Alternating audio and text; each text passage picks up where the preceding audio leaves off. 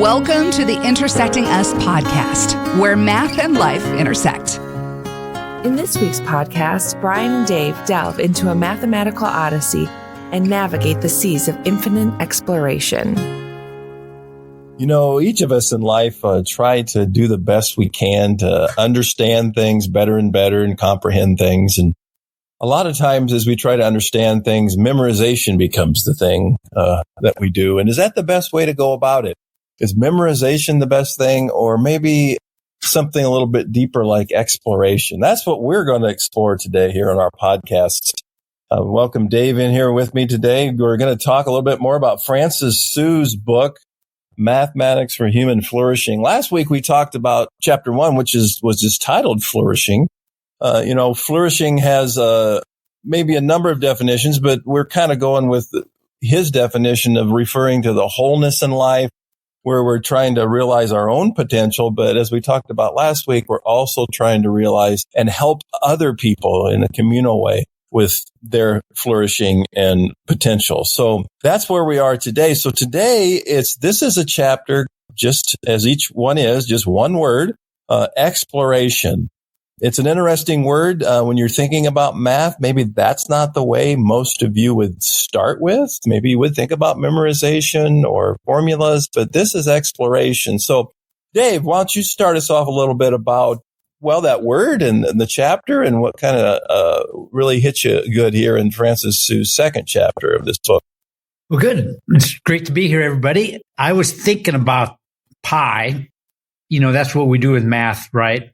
Is how many digits of pi do we need in our world that we live in? And so maybe you're a math person and you calculate pi for a math problem. And usually we write 3.14, right? That's probably the most common, or 22/7.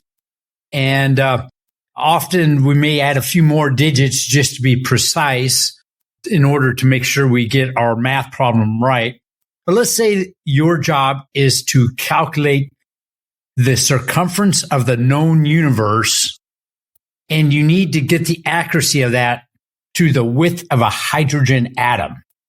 Well, that's kind of a much bigger problem than what we normally would think about. So, Brian, what are your thoughts on how big of how many decimal places do you think we need for pi in order to get that accuracy of the circumference of the known universe?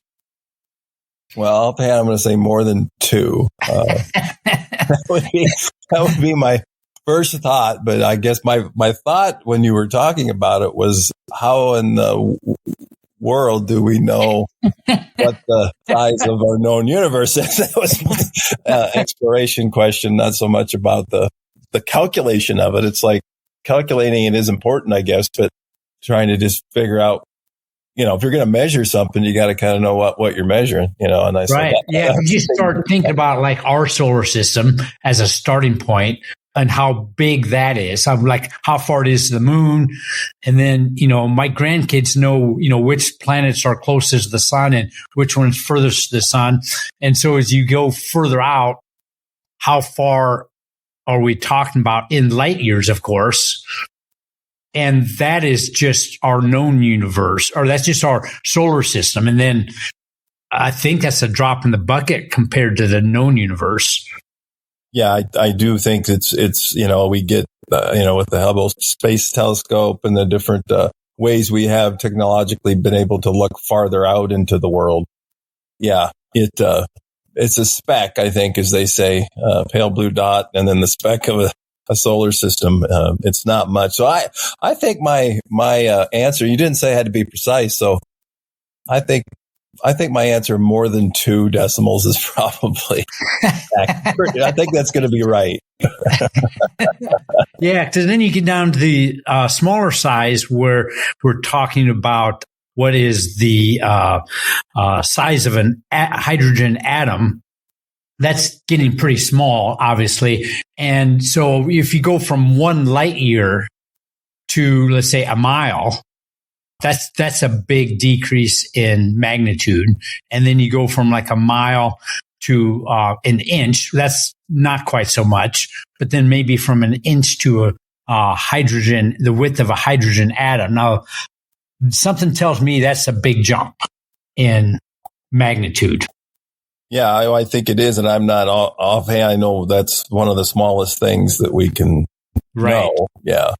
So according to a YouTube channel, and I guess the guy's name is James Grime, is I'm quoting, is that the number of digits of pi we need to be that accurate is 39. That's much lower than I would have anticipated.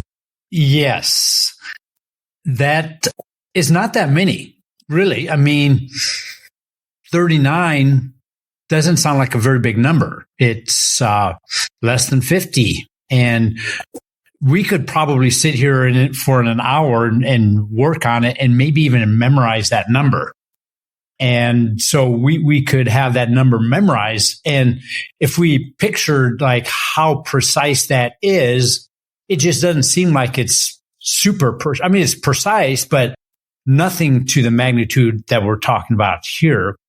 And I've heard this go all the way down to the Planck constant. So if we take it from the width of the hydrogen atom down to the Planck constant, we may add another 10 or even 20 decimal places or something like that. But let's go like really conservative. 60 digits of pi would get you anything from the Planck constant to the circumference of the known universe. And so that's kind of interesting, I think, to think that the world, as big as it is, that we can encapsulate any calculation with 60 decimal places. Yeah, it's quite finite given the number. And that's yeah. And to think that we know pi to billions and trillions, I believe, decimal places, it gives you an idea about how unbelievably small that number is as far as what those last digits represent. If you're going to like look at it on a ruler, I mean, it's just so incredibly small that when we would have no way to even use words or pictures or thoughts to how precise that is. Well, and I think it also has the added thought process of making us realize how precise maybe that number is in the precision, of only that many decimal places. And that I would suppose, and maybe I don't know if the YouTube did that. I would suppose that there was a lot of exploration that came up with that. It's not something you really, I suppose, need to have a formula for or anything, but that is part of what, this whole chapter that Sue was talking about is exploring in math instead of or in life and then math also, but also imagining instead of just memorizing and doing rote things. We've talked about that a lot on our podcast, but this may be one of those places where exploration actually caused this to be found. So I want to just try another one that's similar to pi, but think of one of the most simplest shapes we can think of, and that would be a square. And just assume that the length of each side is 1 unit. So it could be 1 inch, 1 centimeter. The unit doesn't matter, but just think of it as 1. And assume it's like precisely 1. And so not like about 1, but we can somehow go into this universe where we know it's exactly that 1 unit. And now let's assume that we want to measure the distance of the diagonal of that square. Do you recall like what that length would be? The diagonal and just be back to the Pythagorean theorem? Yes. Yeah. Yeah, it'd be, I think if it's 1, then 1 is square root of 2, right? Yeah, square root of 2. Yeah. So that's the distance. So now let's go measure that distance with like a ruler.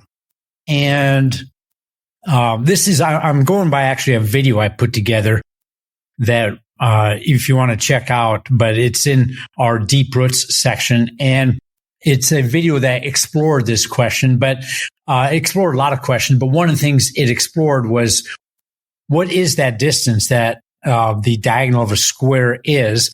And we know it as square root of 2. So that is that number. And if we were to think about the number, we would type that into our calculator, right? And so we've got calculator buttons for that. And we might get, 4 digits, 8 digits, or even 12 digits or something like that. And we think of that as the answer.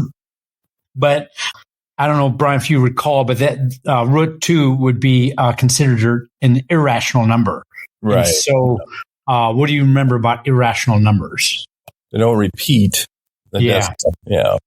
Yeah. So what does that mean? I mean, how do we know that first of all, what does that mean it doesn't repeat? Well, you don't have a pattern. Don't have a pattern. In the decimals. And so you can only you're only as precise as many decimals you want to go out to, because of the infinity of math. You can never be infinitely precise, I guess. Mm-hmm. And with the irrational. So that leads me to my next question. Like, how many digits are there in an irrational number? An infinite number in the decimal. Right. Yeah. There's not a finite number. So first of all, just think about how we even know that's true. I mean, how do we know that that distance has an infinite number of digits?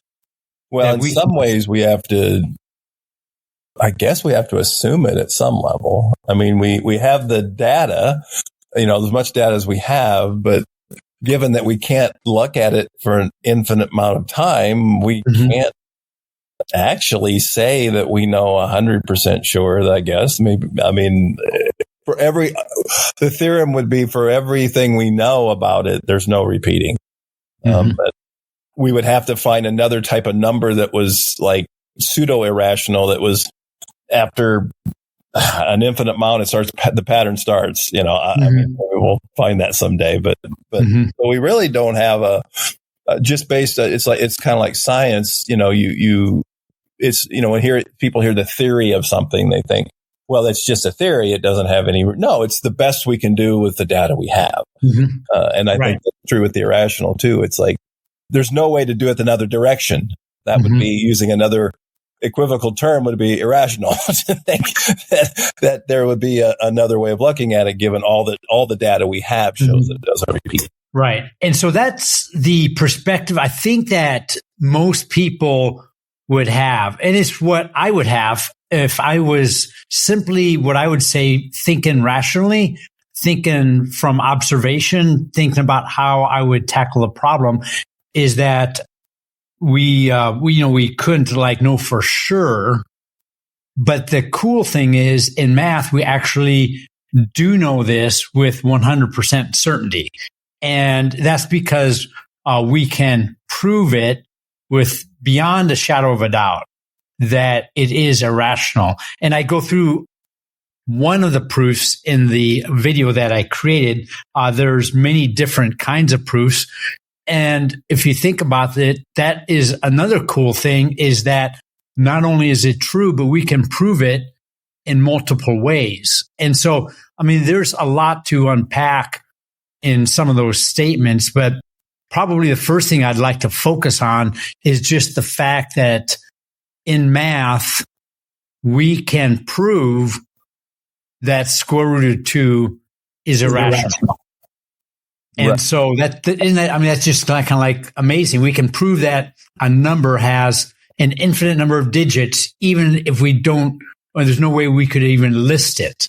So it's like, we can't empirically show it because we can't write all the digits, yet we know that this is true. Well, and I think it goes back to the idea of being able to use limits or infinity in mathematical calculations, so you can do the proofs, where you can't really do that. If you're just doing it empirically, you can't really do that. Right. So math gives us the tools, I guess, to do that, but you still have to obviously explore it. And I think the multiple attestations is very helpful. It's not that you're not proof. One proof is always good, better than none. But when you have multiple methods of proving the same thing, that makes it more solid in whether it's in science or philosophy, or there's all kinds of different proofs out there for instance, the age of the universe. You were talking about the universe. It's like, well, there's more than one way to try to measure that, by using, redshifts and our different types of speed of accelerations and all those kind. But they all, kind of like you were saying, they all do come back to essentially the same answer, which gives you some confidence that what we have proves it and beyond a shadow of a doubt in the math world. And that's what's cool about the math world. For 100% sure that it doesn't ever repeat because it proves. In the physical world, you probably would never get there. You can't 100% sure. Yeah. The pi is an interesting theme because it's kind of difficult for us to prove the validity of pi, because what pi is, it's a ratio of the distance around a circle to the distance across the circle. So how do we really know for sure that the number we come up with is correct? But the cool thing about square root of 2 is we can know for sure whether or not we hit that number exactly, or if it's just an approximation. And so let's say if we come up with the first 10 digits of square root of 2, then we take that number and we multiply it by itself. And if it exactly equals 2, then clearly it's a finite number. We're done with the problem. But if it just gets us closer to 2, then we know that, okay, 10 digits isn't enough. And we can bound it by a number slightly smaller and then another one slightly larger. And so if we come up with 10 digits, we could know that, let's say 0.2 or 0.3 would be how you would bind that number. And if you use 2, you were a little short. And if you use 3, you're a little high.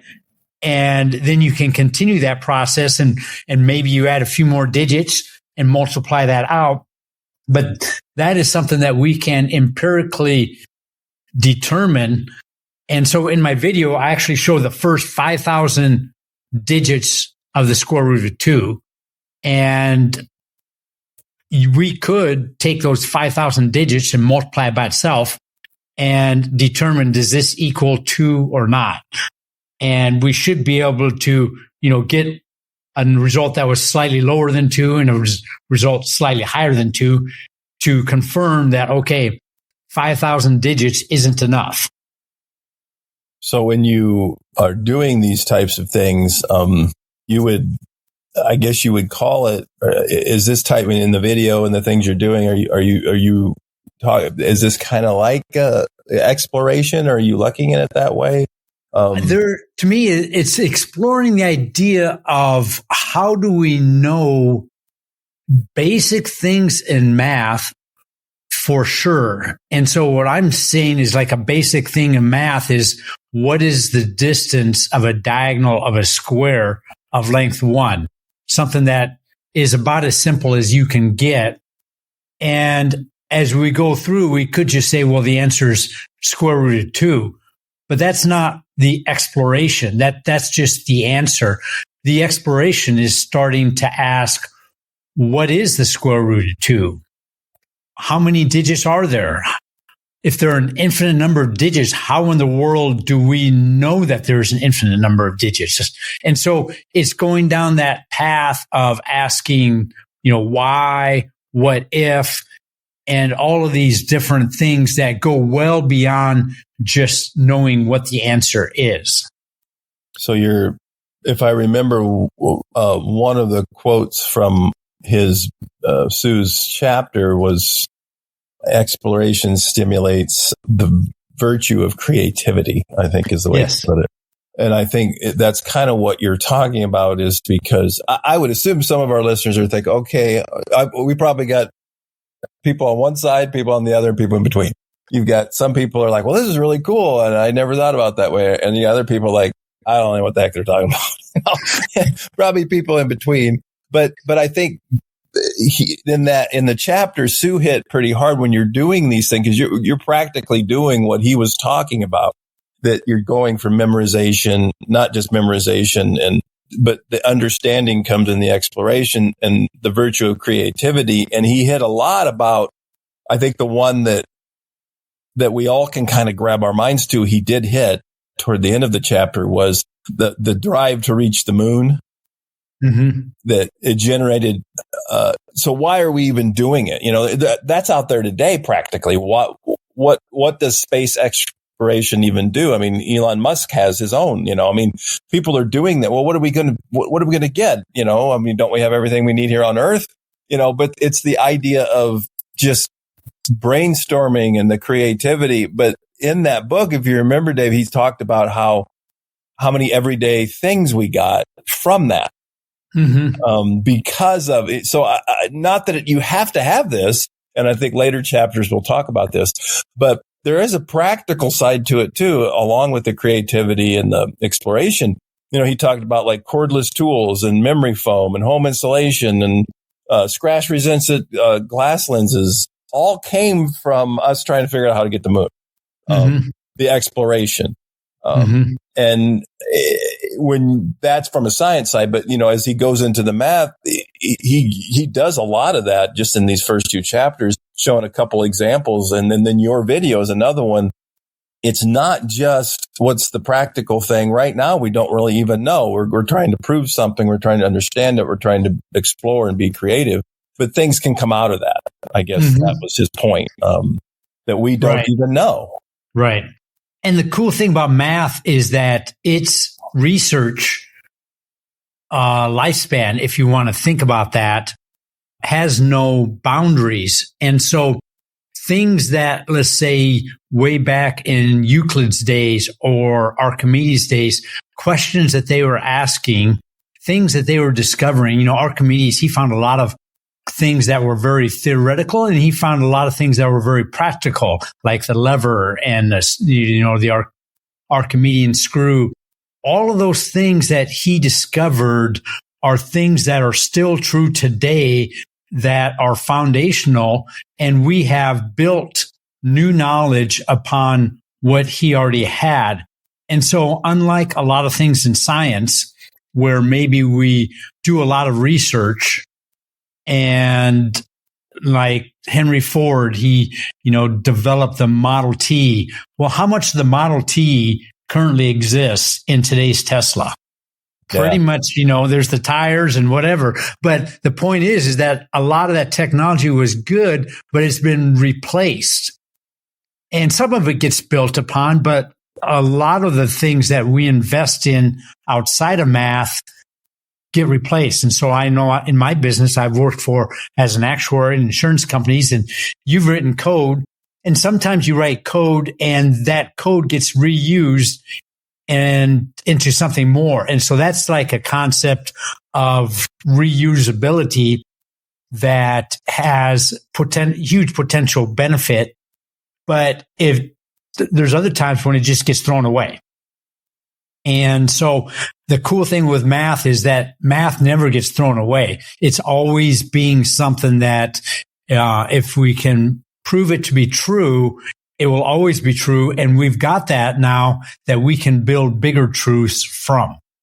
Yeah. And they do. That's the nice thing about it. They build on each other as time goes. And, a lot of the stories you talk about in the Lazarus math on the site are that way. And I think as you were saying that, it comes back to that whole idea. I can't remember, is that Robert Frost or one of the poets, it's the idea, it's not just the destination, it's, enjoy the journey. And I think I remember I want to bring this one up because this one made me think of you because of some of your past.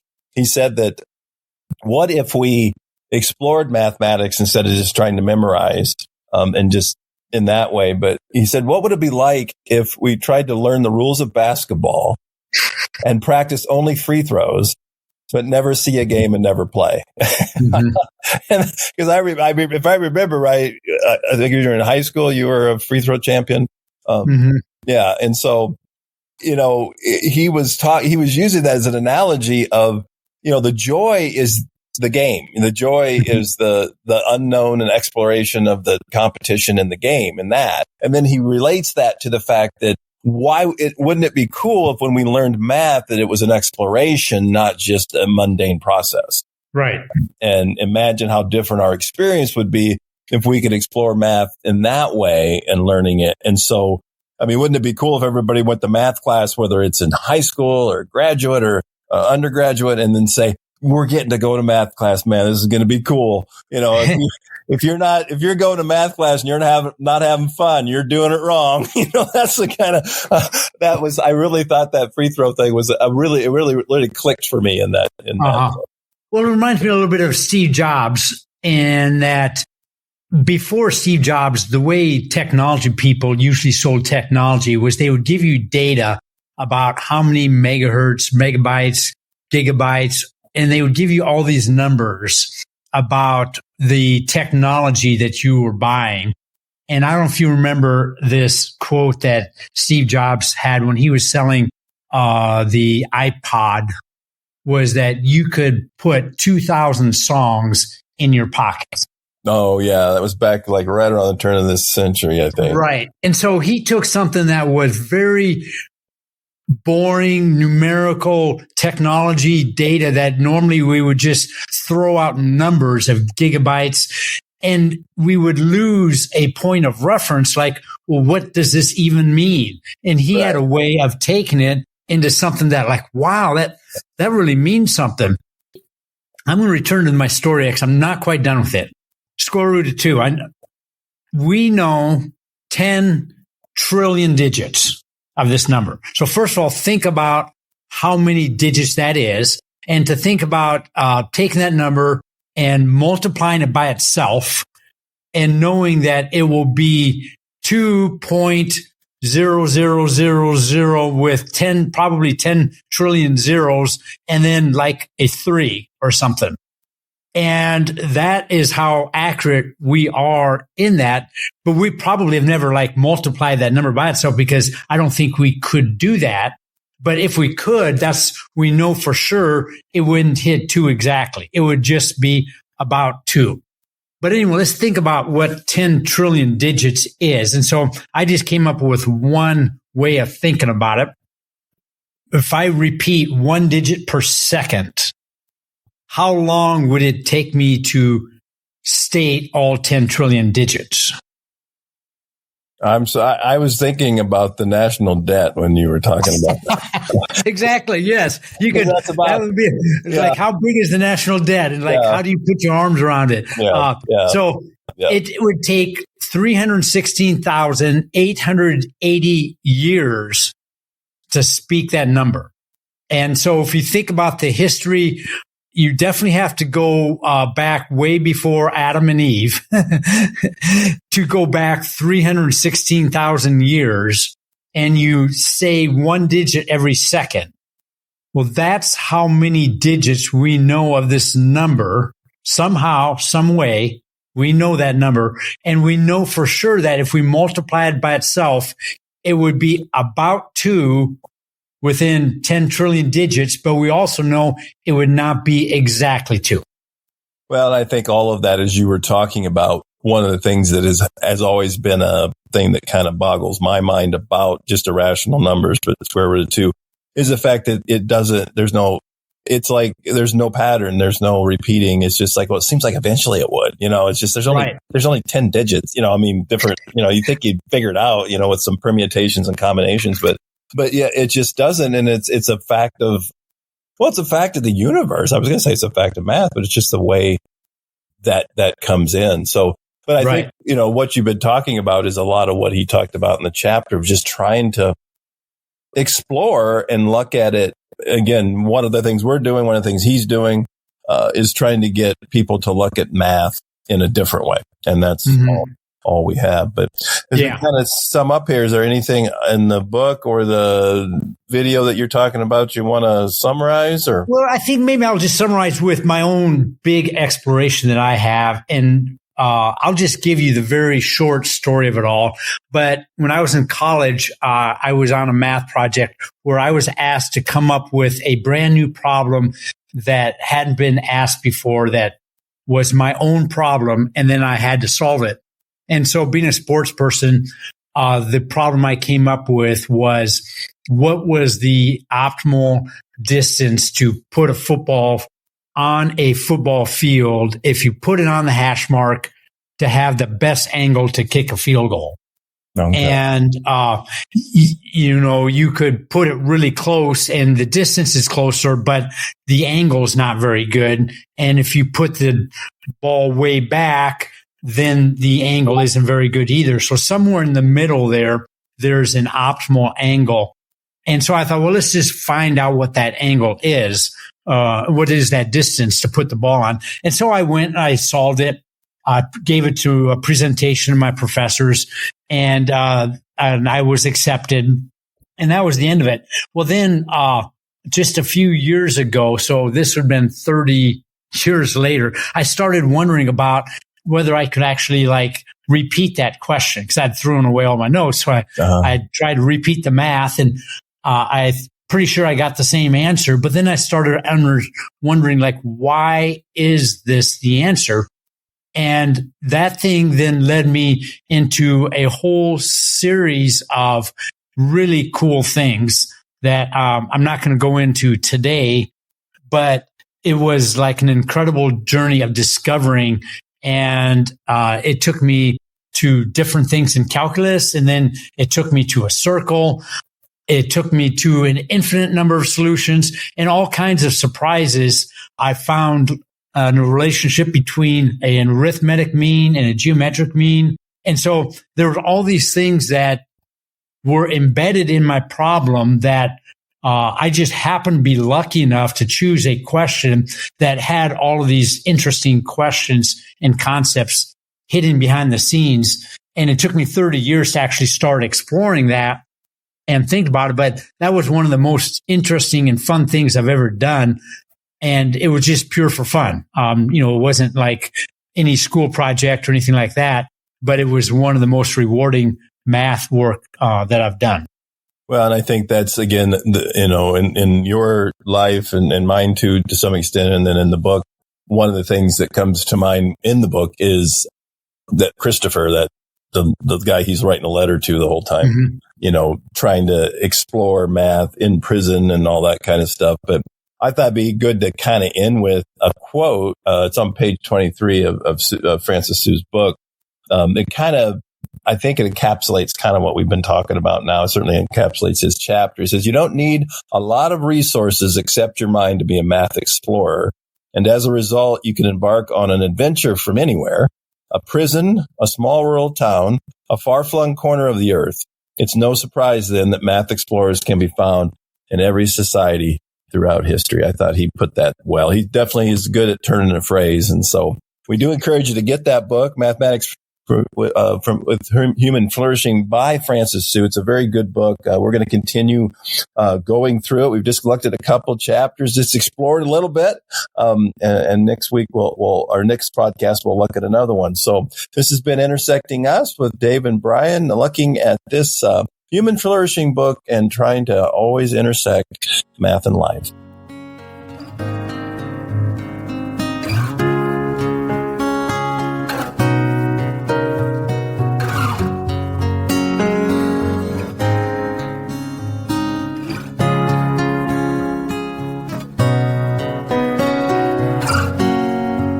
This has been the Intersecting Us podcast. To further engage with Intersecting Us, go to intersectingus.com.